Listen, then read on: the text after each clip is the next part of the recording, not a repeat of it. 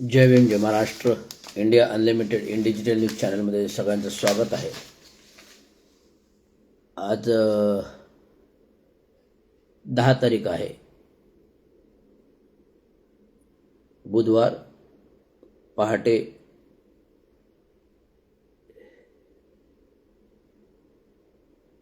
1:30 वाजायला आलेला आहे आणि 8 तारखेला 8 डिसेंबरला हिवाळी अधिवेशन नागपूर येथे चालू झालेलं आहे. आता हिवाळी अधिवेशनमध्ये जे मागील वर्षभरात सरकार आल्यापासून जे घडलं, त्या वर्षभरात सरकार घडल्यानंतर ज्या गोष्टी घडल्यात त्या गोष्टी घडल्यात, वर्षभरात ज्या गोष्टी घडल्यात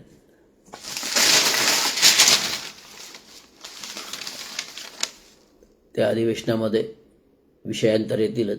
जसा महारत्नाचा जमिनीचा घोटाळा, पार्थ पवारांचा घोटाळा, अजित पवारांचा घोटाळा, 35 वर्ष राजकारणात 4 वेळा 5 वेळा उपमुख्यमंत्री पद. जो माणूस 35 वर्ष राजकारणात येतो आणि स्वतःच्या कुटुंबाचं भलं, बिझनेस मन म्हणजे 12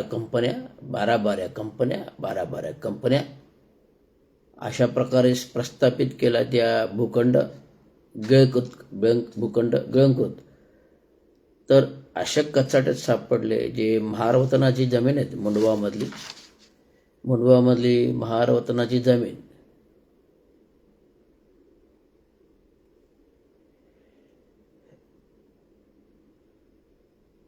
जी जमीन सरकारला विकता येत नाही आणि कोणाला विकत देता येत नाही, अशा प्रकारचा जमिनीचा खरेदी खत महाराष्ट्र शासन महसूल विभाग पुणे मुंडवा इथून करतं आणि सरकारमध्ये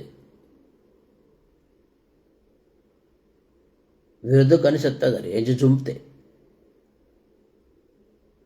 तर मला सांगावायचं आहे, एखादी गाडी जेव्हा ॲक्सिडेंट करते, जेव्हा एखाद्या गाडीचा अपघात होतो, प्रथमतः गुन्हा हा ड्रायव्हरवर होत नाही आहे, तर गाडी मालकावर होतो. कारण गाडीचे पेपर त्या मालकाच्या नावावर असतात. गुन्हा गाडीच्या मालकावर होतो, ड्रायव्हरवर होत नाही. कारण ड्रायव्हरचा पगारी नोकर असतो, चालवणारा नोकर असतो, त्याच्यावर केस होत नाही. तर गुन्हा आणि केस ज्याच्या नावे कागदपत्र आहेत त्या मालकावर होतो. तर ॲमेडिया कंपनी जी आहे तिचे 99,000 रुपये शेअर्स पार्थ पवारच्या नावाने आणि 1,000 रुपयाचे शेअर दिग्विजय सिंग पाटलांच्या नावाने. तर मुख्य शेअर होल्डर जो आहे, कंपनीचे मालक पार्थ पवार, कायद्यानुसार गुन्हा त्यांच्यावर व्हायला पाहिजे. आता बघा, कंपन्यांचे काही रूल्स अँड रेग्युलेशन्स असतात.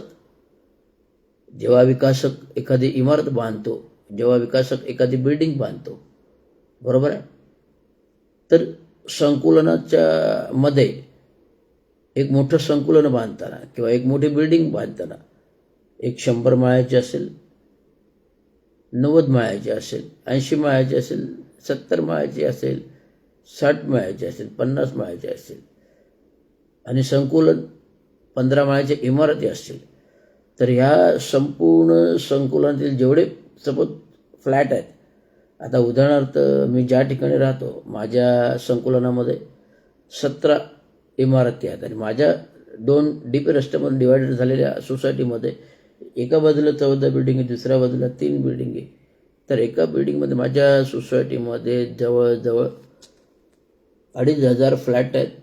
2,500 फ्लॅट आहेत, 2,500 फ्लॅट म्हणजे जवळजवळ 10,000 लोकांची लोकवस्तीचं कॉम्प्लेक्स आहे. तर मला उदाहरण असं द्यायचं आहे तर या संकुलानाचं मालक खरेदीदार जेव्हा आपल्याला संकुलन बांधून बुकिंग चालू असते तेव्हा त्याचं खरेदी खत करायला बिल्डर येत नाही.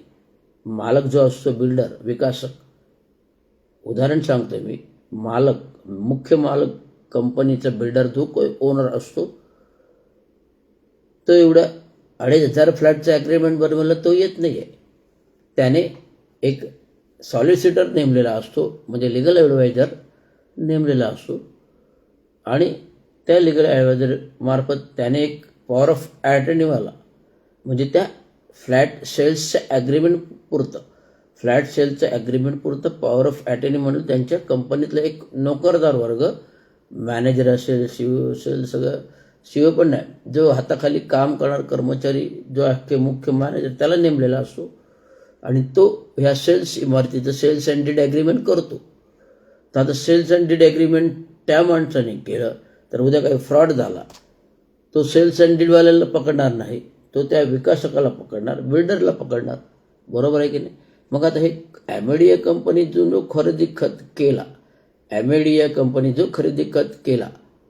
आणि जे खरेदी खत करायला ती जी कोणी महिला होती आणि दिग्विजय पाटील यांच्या नावावर गुन्हा झाला आणि मेन मालकावर गुन्हा नाही झाला, हे कुठेतरी लोकशाही घटनेच्या कायद्याच्या दृष्टिकोनातून चुकीचं आहे. महसूल मंत्री बावनकुळेजी, मुख्यमंत्री देवेंद्र फडणवीसजी, उपमुख्यमंत्री अजित पवारजी, उपमुख्यमंत्री एकनाथराव शिंदेजी, यांना तरी हे पटण्यासारखं आहे का? आता एकनाथराव शिंदे राजकारणामध्ये गेली 25 वर्ष आहेत, 2005 पासून.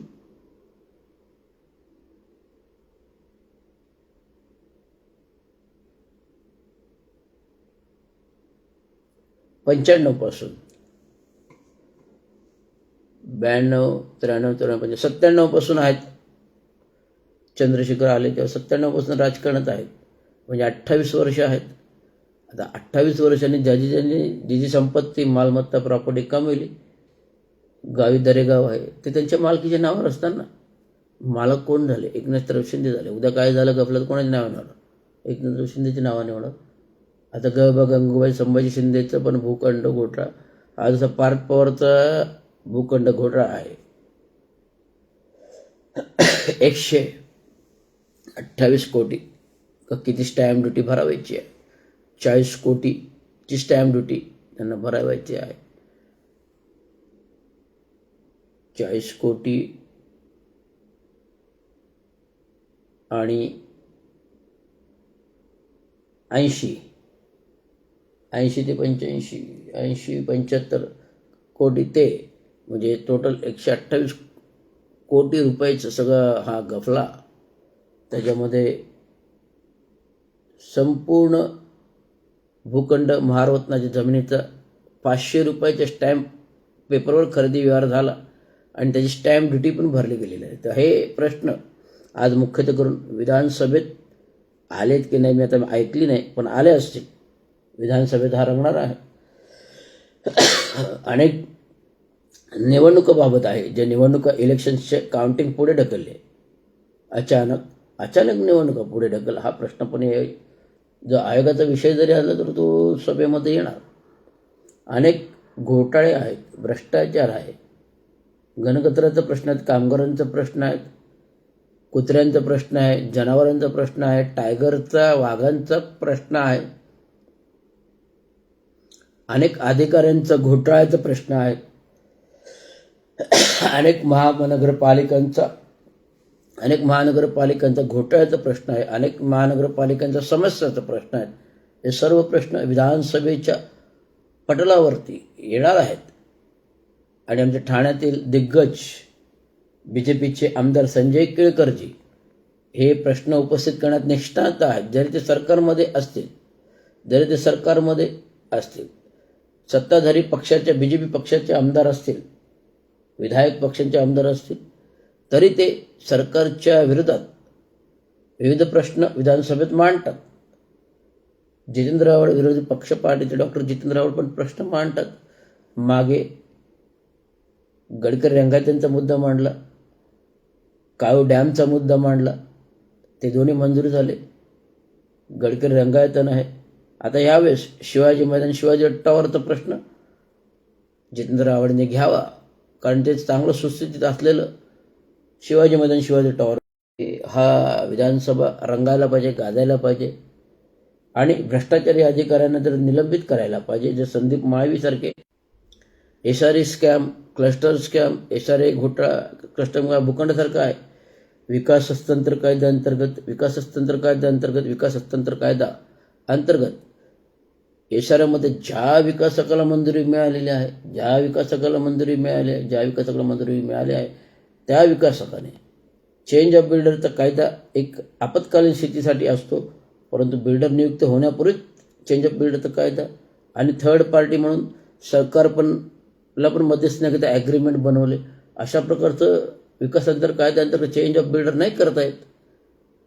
आणि SRAची परवानगी ज्याला दिले त्यानेच ते काम करायचं, त्याने ते भूखंड विकायचं नाही आहेत आणि त्याला ती परवानगी त्याला स्वतंत्र लागणार आहे. त्यामुळे अशा प्रकारचे नियमबाह्य गोष्टी SRA स्कॅममध्ये 5 विकासकांच्या भूखंड झालेल्या आहेत. हा विधानसभेमध्ये प्रश्न माननीय केळकर साहेबांनी घ्यावा, जितेंद्र आव्हाडने घ्यावा, अशी महाराष्ट्र म्युनिसिपल कर्मचारी युनियन आणि महाराष्ट्र ऑल इंडिया कामगार सेना अभियंता असोसिएशन प्राधिकरण युनियनच्या असोसिएशनवर हे प्रश्न घ्यावेत असं मला तरी वाटतं. एवढंच सांगायचं. धन्यवाद. जय महाराष्ट्र, जय भारत.